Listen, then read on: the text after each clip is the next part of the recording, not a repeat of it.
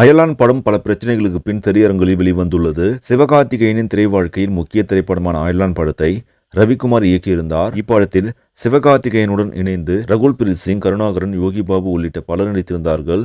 முதல் நாளில் இருந்து இப்படத்திற்கு மக்கள் நல்ல ஆதரவை கொடுத்தனர். ஆனாலும் கூட எதிர்பார்த்த வசூல் பல இடங்களில் அயலான் படத்திற்கு கிடைக்கவில்லை. இதனால் கேரளாவில் அயலான் திரைப்படம் படுதோல்வி அடைந்துள்ளது.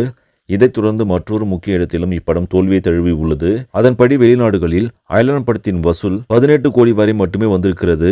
இப்படத்தை 10 கோடி கொடுத்து வெளிநாட்டு உரிமை வாங்கியுள்ளார்கள். இதில் இதுவரை 10 கோடிக்கும் கீழ்தான் ஷேர் கிடைத்துள்ளது. இதனால் வெளிநாட்டிலும் அயலான் திரைப்படம் தோல்வி என செய்திகள் வெளியாகியுள்ளது. இப்படி ஒரு நிலைமை இருக்க அயலான் படத்தின் 2ஆம் பாகம் குறித்த செய்திகளும் தற்போது வெளியாகி கொண்டிருக்கிறது.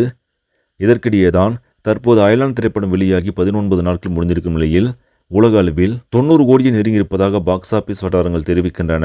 தற்போது தமிழ் சினிமாவில் அடுத்தடுத்து புதிய படங்கள் வந்து கொண்டிருப்பதால் அயலான் படத்தின் வசூல் 100 கோடியை எட்டுவது சந்தேகம் என்று சொல்லப்படுகிறது. பொறுத்திருந்து பார்ப்போம் என்ன நடக்கப் போகிறது என்று. இந்த செய்தி உங்களுக்கு பிடிச்சிருந்தால் லைக் பண்ணுங்க, ஷேர் பண்ணுங்க, மறக்காம நியூஸ் தமிழ் சேனலை சப்ஸ்கிரைப் பண்ணுங்க. அடுத்த வீடியோவில் சந்திக்கலாம். நன்றி.